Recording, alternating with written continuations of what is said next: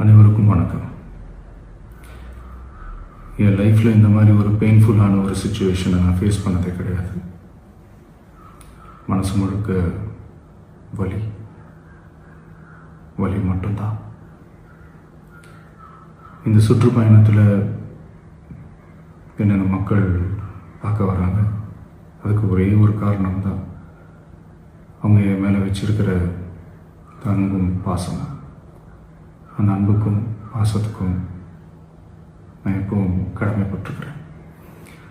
அதனால தான் இந்த சுற்றுப்பயணத்தில் மற்ற எல்லா விஷயங்களையும் தாண்டி மக்களுடைய சேஃப்டி, அதில் எந்த காம்ப்ரமைஸும் பண்ணிடக்கூடாதுன்றதுக்காக தான் அது என் மனசில் ரொம்ப ஆழமாக இருக்கும் அந்த எண்ணம். அதனால தான் இந்த அரசியல் காரணங்கள் எல்லாத்தையும் தவிர்த்துட்டு ஒதுக்கி வச்சுட்டு மக்களுடைய சேஃப்டி மட்டும் மைண்டில் வச்சுக்கிட்டு அதுக்கான இடங்களை சூஸ் பண்ணுறது, அதுக்கான இடங்களை பார்த்து பெர்மிஷன் கேட்குறது, போலீஸ் டிபார்ட்மெண்ட்டில் அதை ரிக்வெஸ்ட் பண்ணி கேட்போம். ஆனால் நடக்கக்கூடாதது நடந்துருச்சு.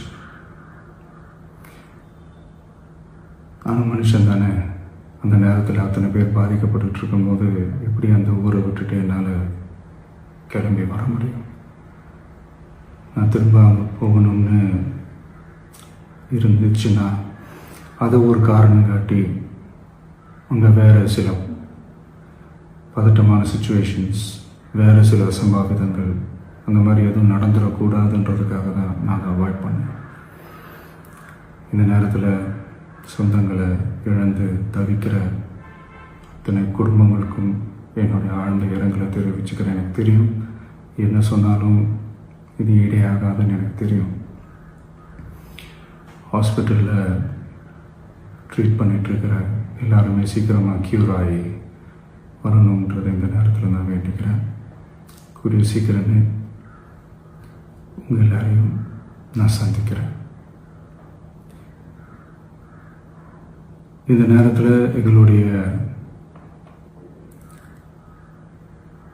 வலிகளை, எங்களுடைய நிலைமையை புரிஞ்சுக்கிட்டு எங்களுக்காக பேசின அரசியல் கட்சிகளை சார்ந்த நண்பர்கள், தலைவர்கள் அனைவருக்கும் என்னுடைய நன்றியை தெரிவிச்சுக்கிறேன்.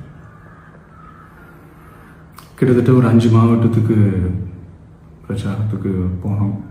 இந்த மாதிரி எதுவுமே நடக்கல. ஆனால் கரூரில் மட்டும் ஏன் எப்படி நடக்குது?